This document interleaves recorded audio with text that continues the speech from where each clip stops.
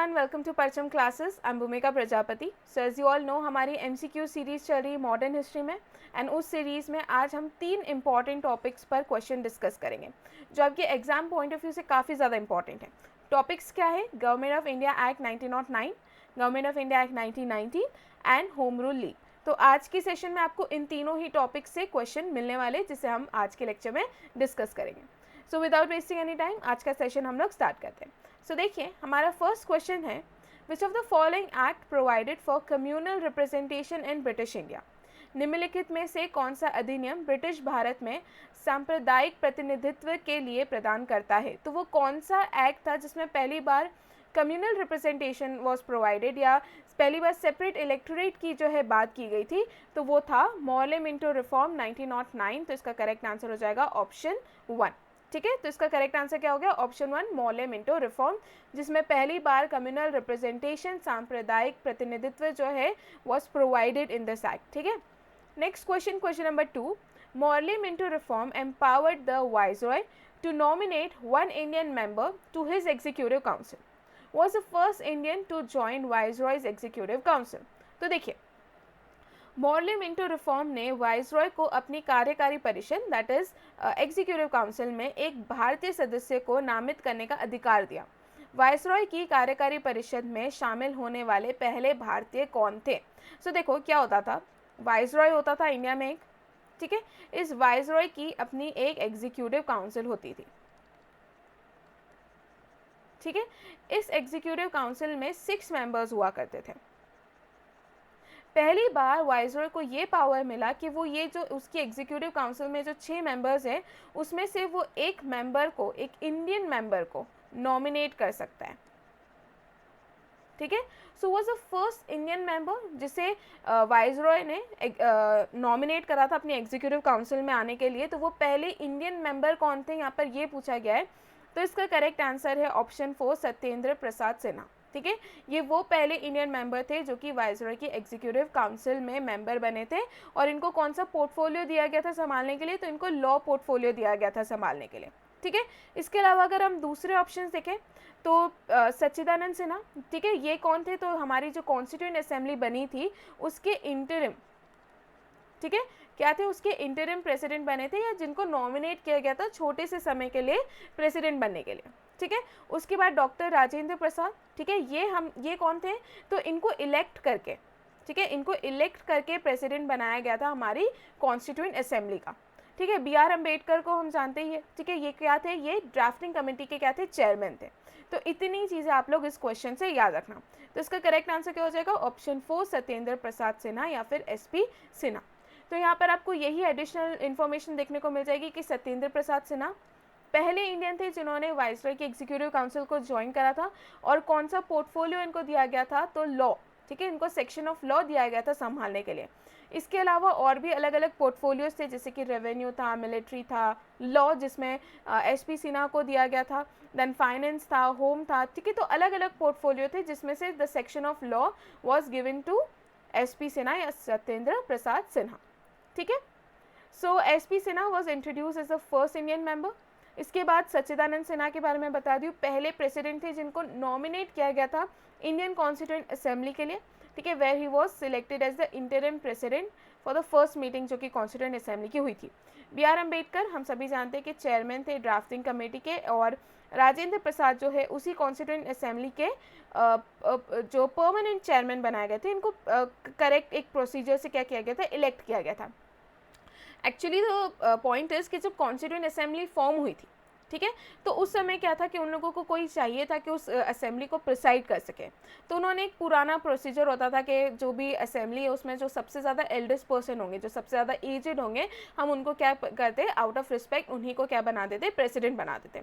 इसी कारण सच्चिदानंद सिन्हा जो है उन्हें उस समय प्रेसिडेंट बनाया गया था।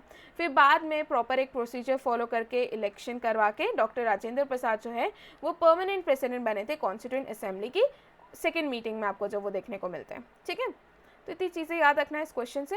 नेक्स्ट क्वेश्चन पर आ जाते हैं, question number 3, which of the following statement regarding Morley Minto reform is not correct? ठीक है, यहाँ पे पूछा गया है कि यहाँ पर 3 स्टेटमेंट दे रखे हैं, इसमें से कौन सा statement regarding Morley Minto reform is not correct? तो पहला है it retained official majority in central legislative council, ठीक है। सेंट्रल लेजिस्लेटिव काउंसिल में जो मेजॉरिटी थी उसे रिटेन किया गया था through this act, but allowed the provincial legislative council to have non official majority. तो फर्स्ट स्टेटमेंट क्या है यहाँ पे करेक्ट है, ठीक है। इस एक्ट के थ्रू इन्होंने ऑफिशियल मेजॉरिटी जो थी सेंट्रल लेजिस्लेटिव काउंसिल में उसको रिटेन करके रखने की कोशिश करी थी, ठीक है। और they also allowed the provincial legislative council to have non official majority, ठीक है। तो फर्स्ट स्टेटमेंट यहाँ पे करेक्ट हो गया। हमें ढूंढना है वो स्टेटमेंट जो कि करेक्ट नहीं है, ठीक है। इसके अलावा it introduce a system of communal representation for Muslims bye accepting the concept of separate electorate. तो ये चीज़ भी सही है।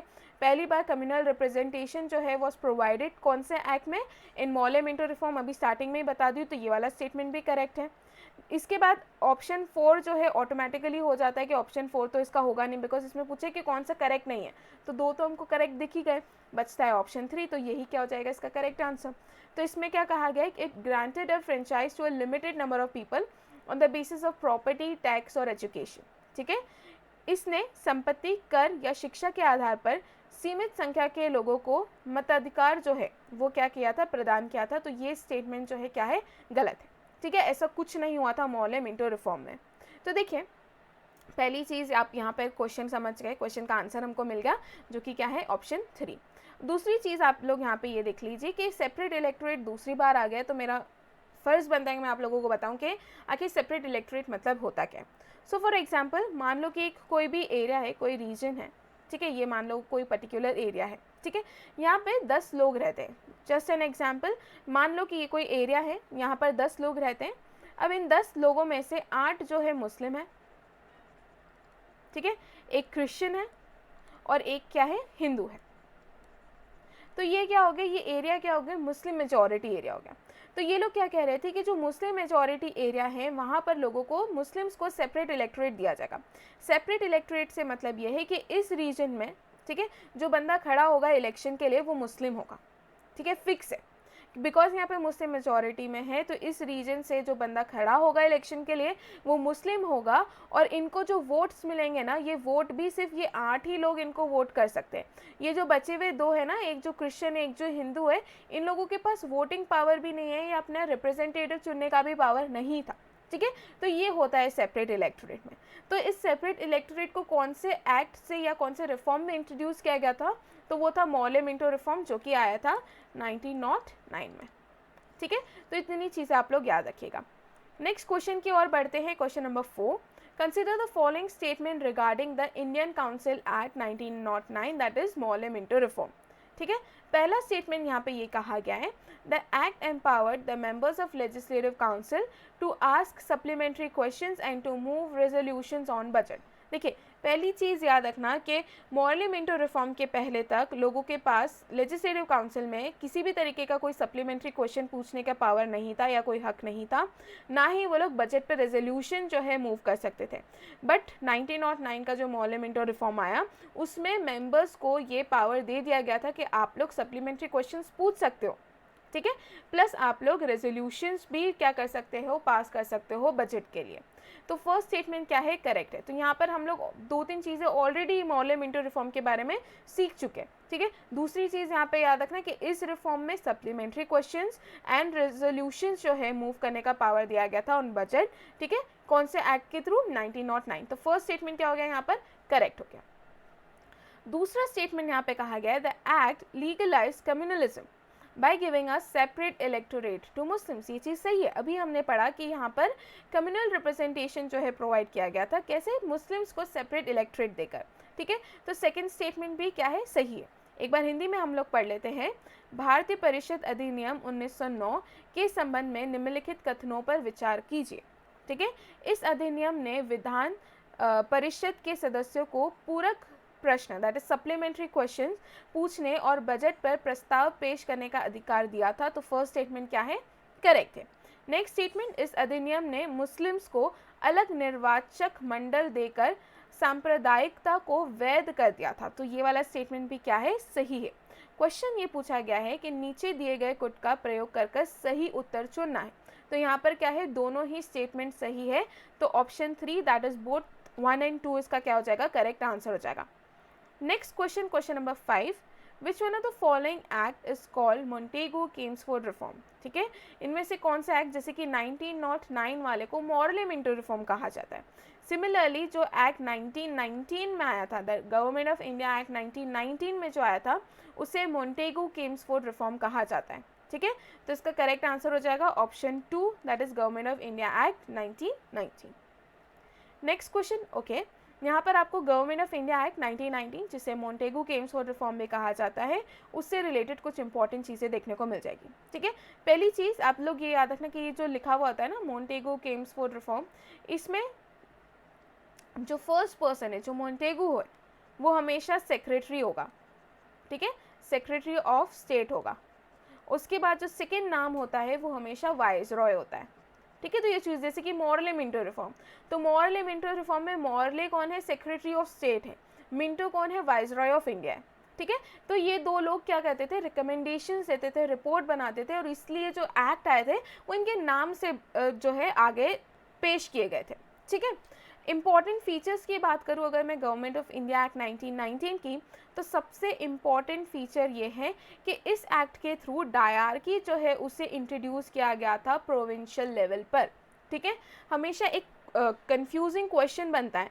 ठीक है, ये याद रखना कि गवर्नमेंट ऑफ इंडिया एक्ट 1919 में डायरकी को प्रोविंशियल लेवल पर इंट्रोड्यूस किया गया था, प्रोविंसेस में इंट्रोड्यूस किया गया था, and government of India act 1935 में dyarchy was again introduce but centre में इंट्रोड्यूस किया गया था। ठीक है, तो दो अलग अलग चीज़ें हैं। यूजुअली बच्चे कंफ्यूज हो जाते हैं कि डायरकी दिखता है तो तुरंत ही गवर्नमेंट ऑफ इंडिया एक्ट 1919 पर टिक कर देते। रिमेंबर, डायरकी प्रोविंसेस में कब इंट्रोड्यूस किया गया था, तो वो था government of India act 1919, and dyarchy centre में कब इंट्रोड्यूस किया गया था, तो वो था गवर्नमेंट ऑफ इंडिया एक्ट 1935। ठीक है, तो ये डायरकी के थ्रू क्या हुआ था, जो प्रोविंशियल सब्जेक्ट्स थे उन्हें रिजर्व्ड एंड ट्रांसफर्ड सब्जेक्ट्स में डिवाइड कर दिया गया था। ठीक है, जो गवर्नर है, ठीक है, the governor governed the reserve subject, तो रिजर्व सब्जेक्ट को गवर्न करने का काम गवर्नर का था with the advice of his executive council, और transfer subjects with the advice of Indian ministers. तो गवर्नर का क्या काम था, गवर्नर अपनी एग्जीक्यूटिव काउंसिल की एडवाइस पर रिजर्व सब्जेक्ट्स पर जो है बिल पास कर सकता था या एडवाइस दे सकता था, और ट्रांसफर्ड सब्जेक्ट जब आ जाता है तो गवर्नर या फिर वाइसरॉय जो है वो इंडियन मिनिस्टर्स की एडवाइस पर सब्जेक्ट्स पर बिल बनाने का काम करेगा, लॉ बनाने का काम करेगा। ठीक है, सो रिमेंबर, रिजर्व सब्जेक्ट में कौन है, तो वाइसरॉय या गवर्नर और उसके एग्जीक्यूटिव काउंसिल है, एंड ट्रांसफर्ड सब्जेक्ट में कौन है, तो गवर्नर और इंडियन मिनिस्टर्स है। ठीक है, तो इनसे भी क्वेश्चंस आप लोगों को एग्जाम में देखने को मिलेंगे। इसके अलावा the franchise was increase, communal electorate system जो है वॉज फर्दर एक्सपैंडेड। तो पहले जो है, अगर मैं 1909 की बात करूं, ठीक है, तो इसमें कम्युनल रिप्रेजेंटेशन या सेपरेट इलेक्टोरेट सिर्फ मुस्लिम्स के लिए इंट्रोड्यूस किया गया था, बट ये जो स्पेस था इसको और भी ज़्यादा वाइडन कर दिया 1919, जिसमें एंग्लो इंडियंस एंड सिख और हो गए, वुमेन्स हो गए, इन सभी को भी सेपरेट इलेक्टोरेट प्रोवाइड करने की बात की जा रही थी। ठीक है, तो यहाँ पर 1919 का जो एक्ट था, इसमें जो कम्युनल इलेक्टोरल सिस्टम था दैट वाज फर्दर एक्सपेंडेड। ठीक है, women's were also given right to vote, provincial councils are now called legislative councils. ये वाली चीज़ भी आप लोग याद रखिएगा। ठीक है, तो इतनी चीज़ है गवर्नमेंट ऑफ इंडिया एक्ट 1919 के कुछ इंपॉर्टेंट फीचर्स है जो कि आप लोगों को याद रखने हैं। आगे बढ़ते हैं नेक्स्ट क्वेश्चन, क्वेश्चन नंबर 6 की तरफ। Which among the following statement is correct regarding the Morley Minto reform? ठीक है, मॉरले मिंटो रिफॉर्म से रिगार्डिंग नीचे जो दिए गए स्टेटमेंट है उसमें से कौन सी स्टेटमेंट करेक्ट है? पहली चीज, Indians were allowed to participate in the election of legislative council. ठीक है, यहाँ तो फर्स्ट स्टेटमेंट ही करेक्ट हो गया भैया। यहाँ पर पूछा गया है हमें करेक्ट स्टेटमेंट चूज करना था मॉरले मिंटो रिफॉर्म के अकॉर्डिंग, तो यहाँ पे फर्स्ट स्टेटमेंट ही करेक्ट हो गया बिकॉज भारतीयों को विधान परिषदों के चुनाव में भाग लेने की अनुमति यहाँ पर दे दी गई थी। तो फर्स्ट स्टेटमेंट क्या है, करेक्ट है, तो ऑटोमेटिकली फर्स्ट ऑप्शन हमारा करेक्ट ऑप्शन हो जाएगा। इसके अलावा दूसरी भी चीज़ें हम लोग देख लेते हैं कि क्यों गलत है। तो देखिए, separate electorate for Muslims, Sikh and Anglo-Indians for election to Central Council was provided for the first time। तो मैंने अभी बताया कि जो 1909 वाला जो मॉरले मिंटो रिफॉर्म है, इसमें जो सेपरेट इलेक्टोरेट्स थे वो सिर्फ मुस्लिम्स के लिए इंट्रोड्यूस किए गए थे। सिख और एंग्लो इंडियंस जो है एंड वुमेन्स, इन सभी के लिए 1919 के गवर्नमेंट ऑफ इंडिया एक्ट में सेपरेट इलेक्टोरेट को इंट्रोड्यूस किया गया था। तो ये स्टेटमेंट क्या हो जाता है, गलत हो जाता है। उसके अलावा the decrease in number of elected members in imperial legislative council, they were trying to increase the number of elected members, तो ये वाला स्टेटमेंट भी क्या हो जाता है, गलत हो जाता है। और elected members were to be directly elected, तो ये वाला स्टेटमेंट तो ऑटोमेटिकली गलत हो जाता है। तो अब याद रखना इसका क्या सही है, भारतीयों को विधान परिषदों के चुनाव में भाग लेने की अनुमति थी। ठीक है, सो ये हो गया ऑप्शन 1 हमारा करेक्ट आंसर। इसके अलावा यहाँ पर एडिशनल इन्फॉर्मेशन दी गई है कि Morley Minto reform introduce for the first time the method of election, के मेथड ऑफ इलेक्शन क्या होनी चाहिए। ये एक अटेम्प्ट था to widen the scope of legislative council to increase the participation of Indians in the governance. ठीक है, also separate electorate for Sikh and Anglo Indians, ये 1919 का जो मोंटेगो केम्स फॉर रिफॉर्म है उसमें इंट्रोड्यूस किया गया था। ठीक है, next question, question number 7, dyarchy was introduce in provinces of India in accordance with provision of. ठीक है, भारत के प्रांतों में द्वैध शासन किसके प्रावधानों के अनुसार शुरू किया गया था। तो मैंने दो चीज़ें बहुत क्लियर कर दी है।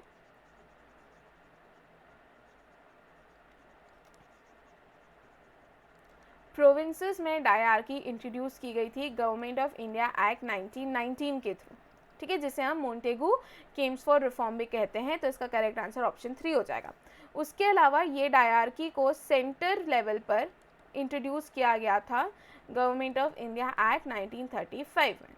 ठीक है, इसमें क्या होता है, सब्जेक्ट्स जो होते हैं उसको दो पार्ट्स में डिवाइड कर दिया जाता है, एक होता है ट्रांसफर सब्जेक्ट, दूसरा होता है रिजर्व सब्जेक्ट। ठीक है, जिसमें जो रिजर्व सब्जेक्ट है, इस रिजर्व सब्जेक्ट में जो वाइसरॉय है और वाइसरॉय की जो एग्जीक्यूटिव काउंसिल है, ये लोग एडवाइस करेंगे और इस सब्जेक्ट्स पर लॉ पास किए जाएंगे।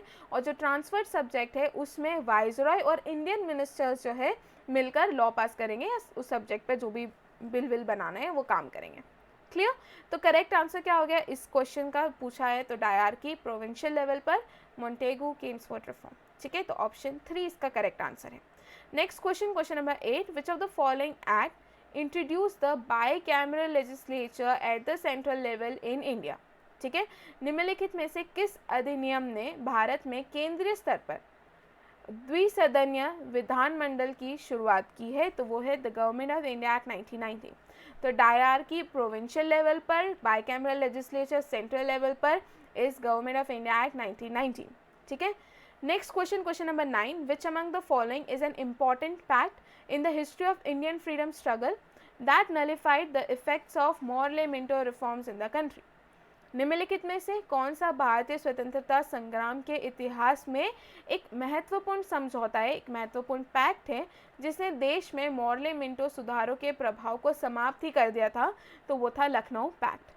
ठीक है, लखनऊ पैक्ट जिसके थ्रू, मतलब मॉर्ले मिंटो रिफॉर्म के थ्रू हम जानते हैं कि कम्युनल रिप्रेजेंटेशन को लाने की कोशिश की जा रही थी, राइट, लोगों को डिवाइड करने की कोशिश की जा रही थी, और वहीं पर हिंदू और मुस्लिम जो है दोनों ने लखनऊ पैक्ट किया था, और इंडियन नेशनल कांग्रेस और मुस्लिम लीग जो है साथ में आ गए थे 1916 में। ठीक है, इसके अलावा Indian national Congress accepted the separate electorate for Muslim, ये चीज़ भी एक आप याद रखना कि इंडियन नेशनल कांग्रेस ने खुद से ही सेपरेट इलेक्टोरेट को एक्सेप्ट कर लिया था मुस्लिम्स के लिए, whereas both the organisation they made a joint demand for dominion status for India. ठीक है, लखनऊ पैक्ट की कुछ डिटेल्स हैं, आप लोग याद रखिएगा। Next question, question number 10, why was Simon commission of 1927 boycott. देखो, जो गवर्नमेंट ऑफ इंडिया एक्ट है 1919, ठीक है, इसके थ्रू क्या किया जा रहा था, इंडियंस के पार्टिसिपेशन जो है उसको बढ़ाया जा रहा था। किस में बढ़ाया जा रहा था, एडमिनिस्ट्रेशन जो है, ब्रिटिश एडमिनिस्ट्रेशन गवर्नमेंट में इंडियंस के पार्टिसिपेशन को बढ़ाने की कोशिश की जा रही थी, जो कि गवर्नमेंट ऑफ इंडिया एक्ट 1919 का एक मेन प्रोविजन था कि इंडियंस का पार्टिसिपेशन बढ़ाना है। ठीक है, वहीं पर इस एक्ट में एक और चीज़ ये कही गई थी कि हम लोग एक कमीशन बनाएंगे, कमेटी बनाएंगे, ये कमेटी क्या करेगी, गवर्नमेंट ऑफ इंडिया एक्ट 1919 का पूरा एनालिसिस करेगी, और उसके बाद जो है जो नेक्स्ट रिफॉर्म आने वाला है गवर्नमेंट ऑफ इंडिया एक्ट 1929, जो हर 10 साल बाद एक नया एक्ट आता था, उसके लिए चीज़ें जो है क्या क्या हमें और रिफॉर्म्स आने चाहिए उसके बारे में क्या करेगी, रिकमेंडेशन देगी। ठीक है, सो ये कमेटी आई, ठीक है, 1927 में आई, जो कमेटी 1928 में आने वाली थी वो 1927 में ही आ गई, कमेटी आई। ठीक है, नाम था उसका साइमन कमीशन। ठीक है, कमेटी आई, और यहाँ जहाँ इस एक्ट में, गवर्नमेंट ऑफ इंडिया एक्ट 1919 में, जहाँ वो इंडियंस के पार्टिसिपेशन को बढ़ाने की बात कर रहे थे, वहीं पर इस कमेटी में एक भी इंडियन मेंबर नहीं था। तो यहाँ पर लोगों का खून खौल गया कि भैया एक तरफ तुम बोल रहे हो कि इंडियन पार्टिसिपेशन बढ़ाना है, ठीक है, इंडियंस का पार्टिसिपेशन बढ़ाना है एडमिनिस्ट्रेशन में, वहीं पर तुम हमारे ही देश में आगे क्या रिफॉर्म्स लाने चाहिए उसके लिए कमेटी भेज रहे हो, उसमें एक भी भारतीय इंसान को तुमने ऐड नहीं कर रखा है, ठीक है। तो ये रीज़न था जिस कारण से इन्होंने साइमन कमीशन, जो कि 1927 में आया था, उसे बॉयकॉट कर दिया था। क्या रीज़न था? इंडियंस जो है were excluded from the commission, तो ऑप्शन 4 इसका करेक्ट हो जाएगा, ठीक है, क्योंकि भारतीयों को आयोग से बाहर रखा गया था। ये इसका क्या है करेक्ट आंसर। नेक्स्ट क्वेश्चन से पहले एडिशनल इन्फॉर्मेशन, तो यहाँ पर देख लीजिए, government of India act 1919, the IRQ was introduced, which was a structure to control the provinces of British India. This act provided that कि 10 साल के बाद एक कमीशन भेजी जाएगी जो कि what formed to review the progress of government scheme and to recommend the new measures for Government of India Act, जो कि 1929 में आने वाला था, उसके लिए नए measures, नई recommendations जो है ये कमीशन देने का काम करेगी। Simon commission was oppose mainly because इसमें इंडियन रिप्रेजेंटेशन जो है कहीं से कहीं तक दिख नहीं रहा था। The commission was appointed by government of Britain in 1927। जो पर्पस था साइमन कमीशन का was to provide an account of how Indian constitution worked, ठीक है। तो ये कुछ रीज़न है, मैं ऑलरेडी आगे आप लोगों को समझा चुकी हूँ। नेक्स्ट क्वेश्चन की ओर बढ़े, question number 11। The Indian council act of 1909 was also known as Morley Minto reform where Lord Morley was, ठीक है। मैंने आप लोगों को स्टार्टिंग में बताया कि मॉर्ले मिंटो रिफॉर्म जैसे कि मोंटेगू में मैंने बताया, जो स्टार्टिंग वाला है वो SOS है, that is secretary of state, और जो बाद में जो लेटर वाला है वो है वाइसरॉय ऑफ इंडिया, ठीक है। तो यहाँ पे पूछा है कि लॉर्ड मॉर्ले कौन थे, तो वो थे secretary of state for India, ठीक है। और लॉर्ड मिंटो का अगर पूछ लिया जाए तो वो याद रखना वो कौन थे, द वाइसरॉय ऑफ इंडिया, ठीक है। तो इसका करेक्ट आंसर हो जाएगा option 3, that is secretary of state for India. Next question, question number 12। Identify the incorrect statement about government of India act 1919, ठीक है। हमें इन 4 स्टेटमेंट में से गलत स्टेटमेंट को ढूंढना है, ठीक है। पहला statement, the government of India act या this act was also known as Morley Minto reform act. यहाँ पहले ही स्टेटमेंट गलत हो गया, आगे बढ़ने की ज़रूरत ही नहीं है हमें। हम सभी जानते हैं कि 1909 वाला जो एक्ट था उसे मॉर्ले मिंटो रिफॉर्म कहा जाता है, और 1919 वाला जो एक्ट है इसे मोंटेगू किम्सफोर्ड रिफॉर्म कहा जाता है, ठीक है। तो पहला स्टेटमेंट वैसे तो हमारा करेक्ट आंसर ऑप्शन 1 हो गया। इसके अलावा जो 3 सही स्टेटमेंट है उसके बारे में देख लें। तो याद रखना, गवर्नमेंट ऑफ इंडिया एक्ट 1919 में आया था, बट उसको फोर्स में 1921 में लाया गया था, ये चीज़ याद रखना। उसके अलावा मोंटेगू किम्सफोर्ड रिफॉर्म कहा जाता है। मोंटेगू क्या है, सेक्रेटरी ऑफ स्टेट है, और किम्सफोर्ड कौन है, वाइसरॉय ऑफ इंडिया है। This act separate the central and provincial subjects, इस एक्ट ने सेंट्रल और प्रोविंशियल सब्जेक्ट्स को भी क्या करा था, सेपरेट कर दिया था, ठीक है। तो इसका करेक्ट आंसर क्या हो जाएगा, ऑप्शन 1। एक बार हिंदी में भी देख लेते हैं, हमें इनकरेक्ट स्टेटमेंट जो है ढूंढना था regarding government of India act 1919। पहला स्टेटमेंट कहा गया है, इस अधिनियम को मॉर्ले मिंटो सुधार अधिनियम के नाम से जाना जाता है, तो ये गलत है, तो ये करेक्ट भी हो गया हमारा। भारत सरकार अधिनियम 1919 जो है 1921 में इसको लागू किया गया था, ये सही है। मोंटेगू भारत के राज्य सचिव थे, एंड लॉर्ड किम्सफोर्ड भारत के वाइसरॉय थे। यह अधिनियम केंद्रीय और प्रांतीय विषयों को अलग अलग करता है। तो हमारा करेक्ट आंसर क्या हो गया, option 1, the act is also known as Morley Minto reform. ये गलत है बिकॉज उसे मोंटेगू किम्सफोर्ड रिफॉर्म कहा जाता है। Next question, question number 13, which is not true for government of India act 1919, ठीक है। भारत सरकार अधिनियम 1919 के लिए कौन से स्टेटमेंट जो इसमें से करेक्ट नहीं है, ये पूछा गया है। तो ऑप्शन ए कहा गया है, the act had a separate preamble. तो ये सही है कि जो गवर्नमेंट ऑफ इंडिया एक्ट 1919 आया था उसमें सेपरेट प्रियम्बल था, ठीक है। तो फर्स्ट स्टेटमेंट क्या है, सही, हमको इनकरेक्ट ढूंढना है। उसके अलावा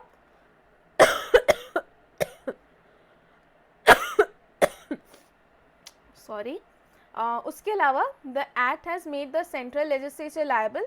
इस अधिनियम ने केंद्रीय विधायकों को उत्तरदायी बना दिया था, तो ये वाला स्टेटमेंट भी क्या है, सही है। The act provided the public service commission in India, ठीक है, ये वाला भी सही है, और इससे अक्सर जो है क्वेश्चन आपको देखने को मिलता है। अधिनियम ने भारत में लोक सेवा आयोग जो है प्रदान की थी, तो ये वाला स्टेटमेंट भी क्या है, सही है। ऑटोमेटिकली हमारा ऑप्शन डी जो है करेक्ट आंसर हो जाना चाहिए, because the act covered 20 years from 1919 to 1939, तो ये ऑटोमेटिकली गलत हो जाता है, बिकॉज हम सभी जानते हैं कि गवर्नमेंट ऑफ इंडिया एक्ट 1919 के बाद सीधे आता है गवर्नमेंट ऑफ इंडिया एक्ट 1935, ठीक है। तो इसमें 20 साल को कवर नहीं किया गया था, ठीक है। तो करेक्ट आंसर क्या हो जाएगा इसका, option D. Next question, question number 14, for the first time responsible government was first use in which act. पहली बार रिस्पॉन्सिबल गवर्नेंस, जिम्मेदार शासन शब्द का प्रयोग किस अधिनियम में किया गया था। तो पहली बार रिस्पॉन्सिबल गवर्नमेंट वर्ड को किस एक्ट में यूज़ किया गया था, तो इसका करेक्ट आंसर है गवर्नमेंट ऑफ इंडिया एक्ट 1990, ठीक है। रिस्पॉन्सिबल गवर्नमेंट के थ्रू बेसिकली ये लोग इंडियंस का पार्टिसिपेशन जो है इंडियन एडमिनिस्ट्रेशन में बढ़ाना चाहते थे, ठीक है। तो ये मोंटेगू केम्स फॉर रिफॉर्म 1919 में इंट्रोड्यूस किया गया था इसे। Next question, question number 15, consider the following statement and choose the correct option from the alternatives given below, ठीक है। पहला स्टेटमेंट है Montagu Kemps for reform introduce bicameralism for the first time in the country. मैं अभी बताई हूँ, ठीक है। इन्होंने डायरार्की को प्रोविंशियल लेवल पर और बाईकैमरलिज्म को सेंट्रल लेवल पर इंट्रोड्यूस किया था, ठीक है। किसके through, Montagu Kemps for reform के थ्रू। तो स्टेटमेंट 1 क्या है, करेक्ट है। हिंदी में भी देख लेते हैं। मोंटेगू केम्सफोर्ड सुधारों ने देश में पहली बार द्विसदनीय की शुरुआत की थी, तो ये वाला स्टेटमेंट क्या है, सही है। सेकंड स्टेटमेंट देखते हैं, it divided the central subjects into 2 parts, the transferred and the reserve subject. अब आप लोग सोचोगे सही है, ठीक है, सब्जेक्ट्स को डिवाइड किया गया था, पर क्या सेंट्रल सब्जेक्ट्स को डिवाइड किया गया था। मैंने क्या बताया था कि डायरार्की, गवर्नमेंट ऑफ इंडिया एक्ट 1919 में डायरार्की जो है प्रोविंशियल लेवल पर इंट्रोड्यूस की गई थी, तो जो प्रोविंशियल सब्जेक्ट्स थे उनको 2 पार्ट्स में डिवाइड किया गया था, इन ट्रांसफर एंड रिजर्व। तो यहाँ पे स्टेटमेंट सेकंड क्या हो जाता है, गलत हो जाता है। तो क्या है यहाँ पर, स्टेटमेंट 1 हमारा सही है, ठीक है, बट जो स्टेटमेंट सेकंड है वो क्या है, गलत है। और यहाँ पर दोनों में कोई रिलेशनशिप नहीं है, हम ये भी जानते हैं, ठीक है। तो statement 1 is true but statement second is false, तो इसका करेक्ट आंसर हो जाएगा ऑप्शन 3, ठीक है। नेक्स्ट क्वेश्चन की तरफ बढ़ते हैं। यहाँ पर आप लोगों को ये जो मैंने अभी आगे समझाया उसी से रिलेटेड यहाँ पर आपको इन्फॉर्मेशन मिल जाएगी, ठीक है। आगे बढ़ते हैं, question number 16, Annie Besant was, ठीक है, एनी बेसेंट क्या थी, ठीक है। सो थियोसॉफिकल सोसाइटी के थ्रू भारत आई थी, फिर धीरे धीरे पॉलिटिकल अफेयर्स में उनका इंटरेस्ट बढ़ने लगा, इंडियन नेशनल कांग्रेस ज्वाइन कर ली, ठीक है। तो पूरी स्टोरी बाद में देखेंगे, अभी देख लेते हैं। पहला स्टेटमेंट यहाँ पे दे रखा है, Annie Besant was she responsible for starting the home rule movement. क्या वो रिस्पॉन्सिबल थी, जी बिल्कुल वो रिस्पॉन्सिबल थी, बिकॉज ये जो पूरा होम रूल मूवमेंट वाला जो कंसेप्ट है वो आयरलैंड से कहीं ना कहीं इंस्पायर था और इस कंसेप्ट को भारत में इंट्रोड्यूस करने वाला, ठीक है। इंडिया को आयरलैंड से जो कोई की जो जोड़ती थी वो एनी बेसेंट थी, बिकॉज वो आयरिश लेडी थी, ठीक है। वही इस कंसेप्ट को भारत में उन्होंने ही इंट्रोड्यूस करा था।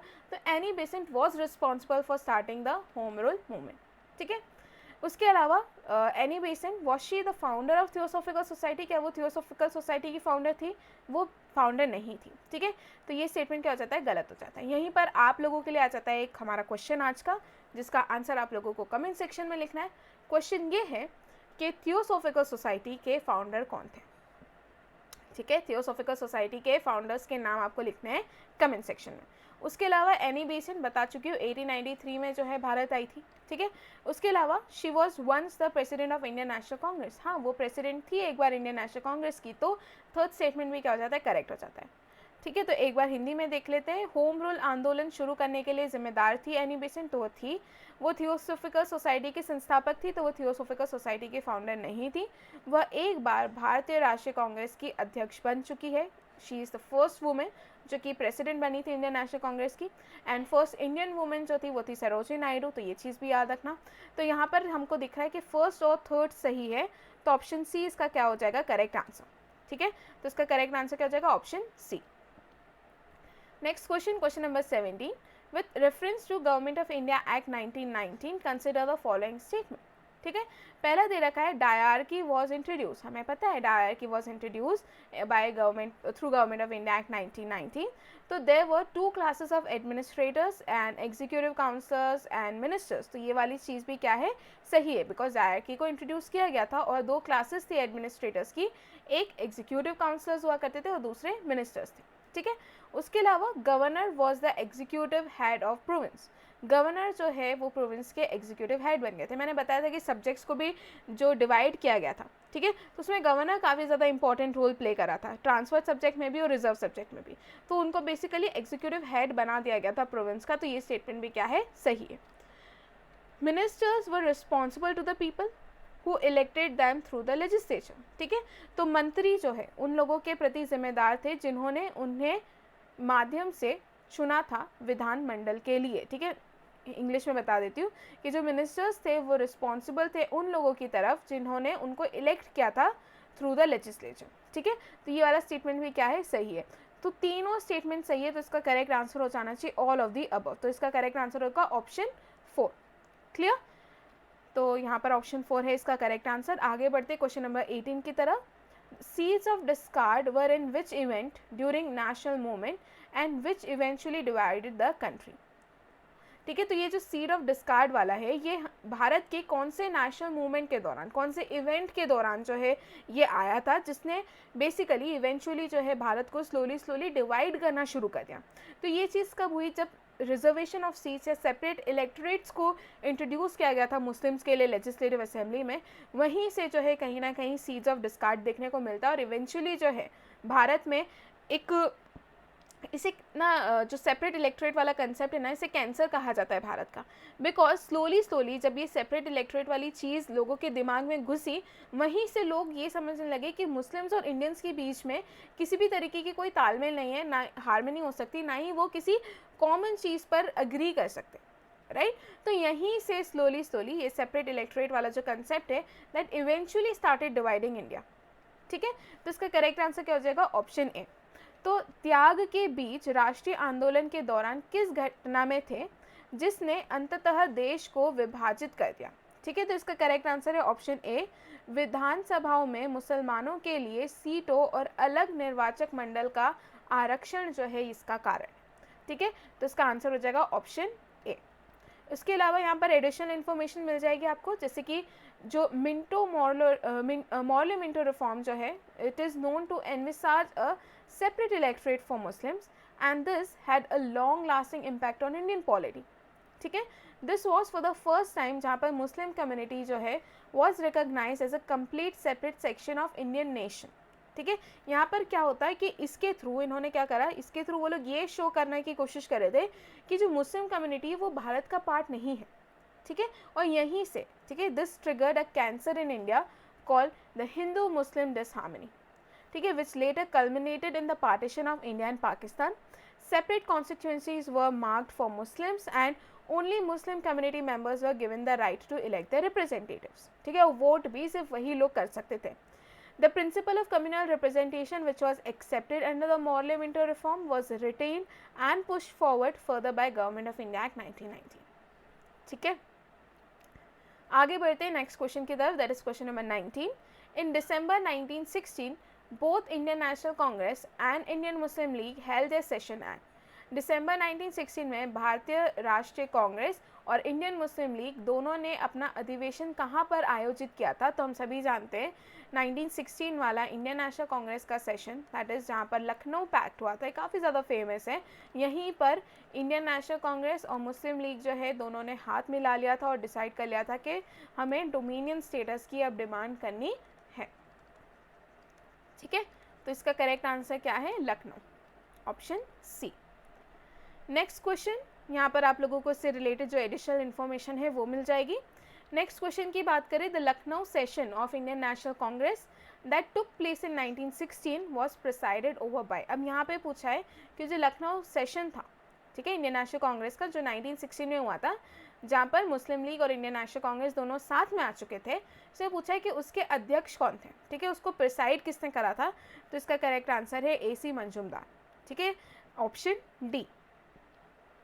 1916, A.C. Majumdar, he presided over the Lucknow session where the famous Lucknow Pact was signed. Clear? आगे बढ़ते हैं नेक्स्ट क्वेश्चन, क्वेश्चन नंबर 21 की तरफ. Home rule movement was symbol of starting a new phase of freedom movement in India because home rule आंदोलन भारत में स्वतंत्रता आंदोलन का एक नया चरण शुरू करने के लिए प्रतीत था. क्यों इसे कहा जाता है कि इसने एक नया फेज शुरू कर दिया था फ्रीडम मूवमेंट में? बिकॉज पहली बार एक परफेक्ट प्रोजेक्शन यहाँ पे किया गया था कि हमें सेल्फ गवर्नमेंट चाहिए. ठीक है, कि हमें हमारी कंट्री के लिए सेल्फ गवर्नेंस चाहिए, हमें सेल्फ रूल चाहिए, हमें डोमिनियन स्टेटस चाहिए. इस चीज़ को क्लियरली पहली बार प्रोजेक्ट किया गया था. तो इसका करेक्ट आंसर है option D. It put a perfect project for the self government before the nation. ठीक है, इसमें राष्ट्र के सामने स्व सरकार के लिए एक आदर्श परियोजना रखी थी. किसने? होम रूल मूवमेंट ने. तो इसका करेक्ट आंसर हो जाएगा ऑप्शन डी. यहाँ पर आपको एडिशनल इन्फॉर्मेशन मिल जाती है, एक बार पढ़ लेते हैं. इट इज़ ट्रू दैट कि जो होम रूल मूवमेंट है was a symbol of starting a new phase for freedom movement in India. Because it put a perfect picture of self governance before the nation. जो object था home rule league का वो ये था कि हमें self governance चाहिए within the British empire by all constitutional means and to educate and organise public opinion in the country towards the attainment of same. ठीक है, Tilak or Annie Besant, they toured all over the country and carried out the messages of home rule among the masses. Thus, the home rule movement became a powerful movement during the First World War. The movement aimed at the self-government to be granted to Indian within the British dominions during the war, and it was within constitutional limit. So, देखिए home rule movement वैसे मैं already आप लोगों को पढ़ा चुकी हूँ, आप लोगों को यूट्यूब पे मिल जाएगा मेरा वो लेक्चर. इसके अलावा फिर भी मैं थोड़ा सा आप लोगों को बता देती हूँ अगर आपने वो लेक्चर ना देखा हो तो. सो यहाँ पर हुआ यूँ था कि एनी बेसेंट आयरिश लेडी थी. आयरलैंड में ऑलरेडी जो है सेल्फ गवर्नेंस की डिमांड चल रही थी फ्रॉम द ब्रिटिश गवर्नमेंट. ठीक है, बिकॉज वहाँ पर भी आयरलैंड जो है was also one of the colonies of British government. तो वहाँ पर वो लोग होम रूल की डिमांड कर रहे थे, उन लोगों को भी सेल्फ गवर्नेंस चाहिए था. वहीं से ये आइडिया लेकर I Annie Besant. Indian national Congress का सेशन हुआ था, वहाँ पे लोगों को समझाया होम रूल के बारे में कि हमें भी सेल्फ गवर्नेंस की डिमांड करनी चाहिए. वहीं पर तिलक भी थे, तिलक हुए एनी बेसेंट से इंस्पायर.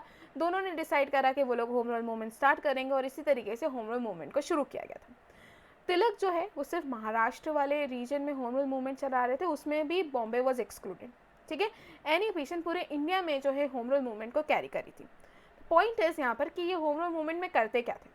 ठीक है, होम रूल मूवमेंट में ये लोग क्या करते थे, 3 मेंबर मिलकर ब्रांचेस जो है इस्टेब्लिश करते थे होम रूल मूवमेंट की, और लोगों को एजुकेट करने की कोशिश की जाती थी, अवेयर किया जाता था, सेल्फ गवर्नेंस का मतलब समझाया जाता था. यहाँ पर बॉयकॉट या पिकेटिंग या ऐसा कुछ भी नहीं हुआ था. सिंपल है, रैलीज निकाली जाती थी, क्लासरूम्स ऑर्गेनाइज की जाती थी, पैम्पलेट्स डिस्ट्रीब्यूट किए जाते थे. ऑल मकसद जो था ना इसका पूरा वो ये था कि लोगों को सेल्फ गवर्नेंस का मतलब समझाना. ठीक है, तो ये था होम रूल मूवमेंट के बारे में. बता दिया कि तिलक जो है वो महाराष्ट्र वाले रीजन में, उसमें भी Bombay was excluded, and Annie Besant का पूरे इंडिया में जो है होम रूल मूवमेंट चल रहा था. ठीक है, नेक्स्ट क्वेश्चन की तरफ आते हैं. Question number 22. In which conference could the home rule supporters demonstrate there political power successfully. Home rule समर्थक किस सम्मेलन में उन्होंने अपनी राजनीतिक शक्ति को सफलतापूर्वक प्रदर्शन करा था. तो वो था लखनऊ का कॉन्फ्रेंस ऑफ कांग्रेस जो कि 1916 में हुआ था.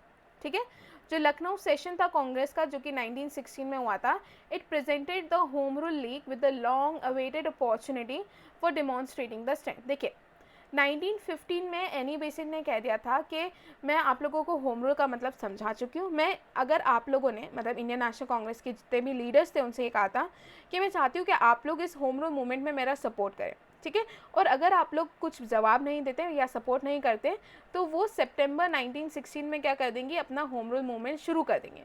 और उसी 1915 के दौरान जब वो होम रूल मूवमेंट का मतलब समझा रही थी, उसी में तिलक भी क्या थे, प्रेजेंट थे, और उन्होंने उनका होम रूल मूवमेंट का जो कंसेप्ट था उसे सुना और समझा, और उन्हें ये कंसेप्ट काफ़ी अच्छा लगा, बिकॉज उनके अकॉर्डिंग अब हाई टाइम आ चुका था कि सेल्फ गवर्नेंस, डोमिनियन स्टेटस जैसी डिमांड अब करनी चाहिए.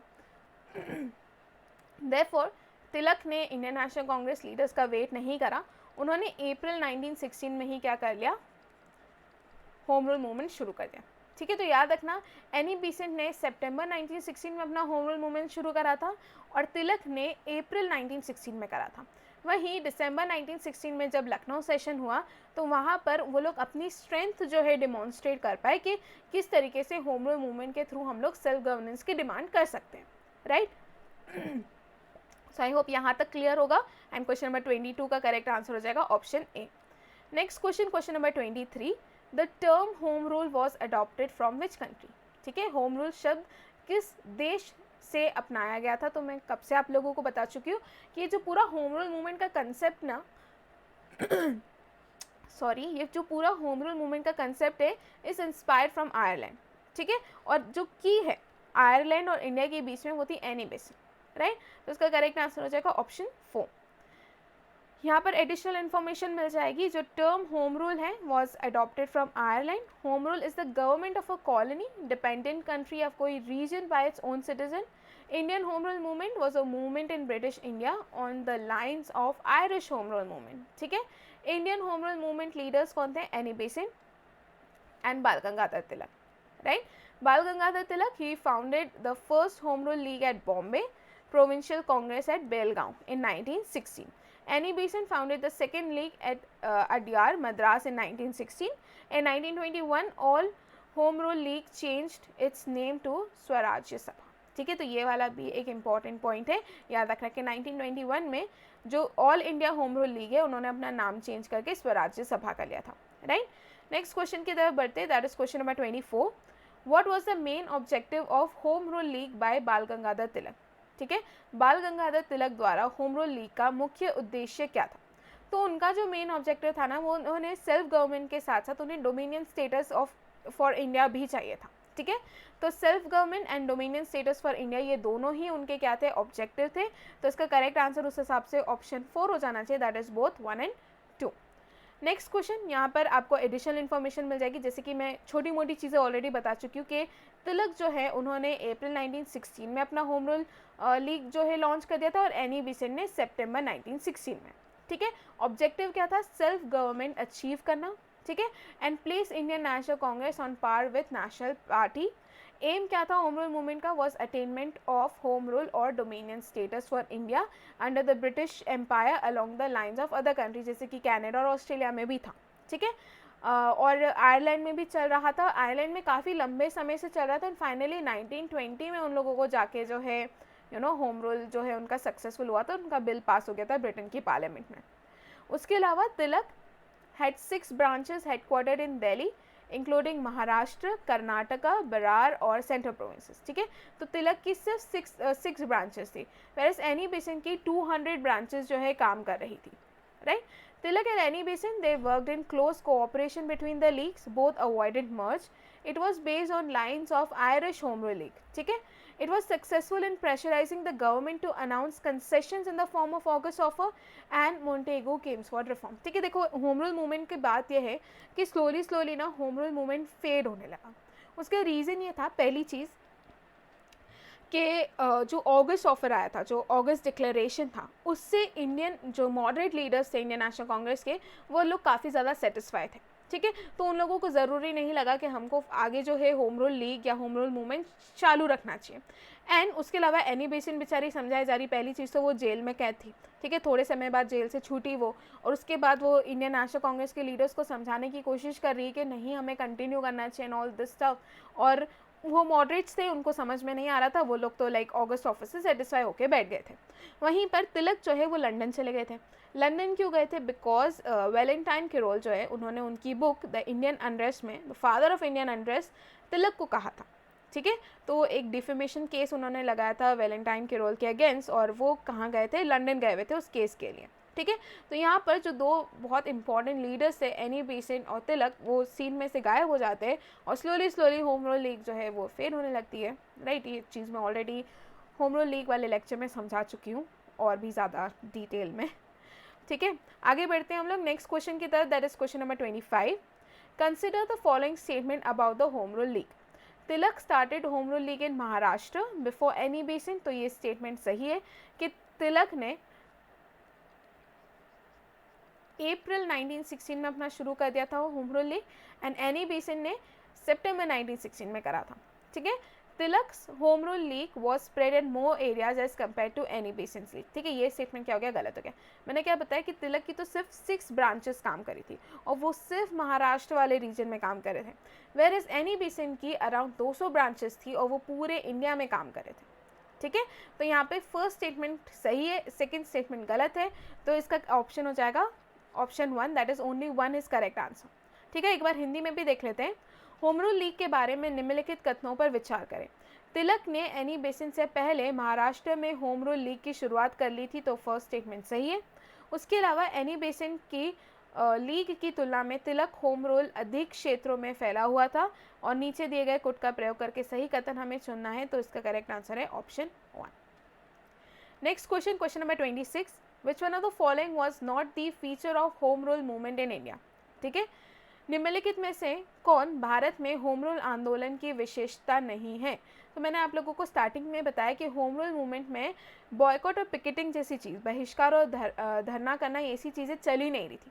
उसमें क्या हो रहा था कि ये लोगों के साथ बैठते थे, डिस्कशन ग्रुप्स ऑर्गेनाइज करते थे, रीडिंग रूम्स होते थे, लोगों को पैम्पलेट्स दिए जाते थे जिसमें वो लोग सेल्फ गवर्नेंस का मतलब लोगों को समझाने की कोशिश कर रहे थे कि होम रूल मूवमेंट का आखिर में मतलब क्या है। तो यहाँ पर बॉयकॉट और पिकेटिंग जैसी चीज़ें नहीं हुई है, तो इसका करेक्ट आंसर हो जाएगा ऑप्शन 1। क्लियर, आगे बढ़ते हैं नेक्स्ट क्वेश्चन की तरफ, that is question number 27। Now who established the Indian home rule society in London. London में इंडियन होम रूल सोसाइटी की स्थापना किसने करी थी, इंपॉर्टेंट क्वेश्चन है। श्यामजी कृष्ण वर्मा ने लंदन में इंडियन होम रूल सोसाइटी की स्थापना करी थी। ठीक है, next question, question number 28, Tilak formed his home rule league in 1916 at. ठीक है, तिलक ने 1916 में अपनी होम रूल लीग की स्थापना सबसे पहले कहाँ करी थी, तो उन्होंने बेलगांव में करी थी। ठीक है, याद रखना, इंपॉर्टेंट क्वेश्चन है, याद रखना। तिलक ने अपने होम रूल लीग की कहाँ पर फॉर्म करा था, तो उन्होंने बेलगांव में करा था इन 1916। ठीक है, इसके साथ खत्म होता है हमारा आज का लेक्चर और आप लोगों के लिए आ जाता है क्वेश्चन ऑफ द डे। तो क्वेश्चन ऑफ द डे है हमारा, Bal Gangadhar Tilak came to be known as Lokmanya Tilak when. उनको वो लोकमान्य तिलक के नाम से कब जाने लगे।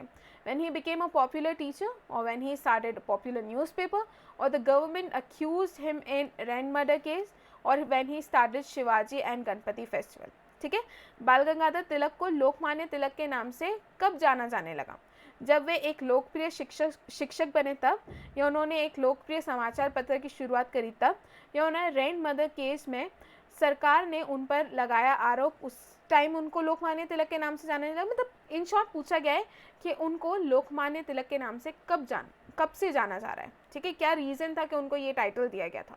ठीक है, करेक्ट आंसर लिखना है आप लोगों को कमेंट सेक्शन में। ठीक है, इसी के साथ हमारा आज का लेक्चर हम लोग ख़त्म करते हैं। आई होप आप लोगों को सारी चीज़ें समझ में आई होगी एंड कोई भी डाउट नहीं होगा। सो मिलते हैं हम लोग नेक्स्ट लेक्चर में।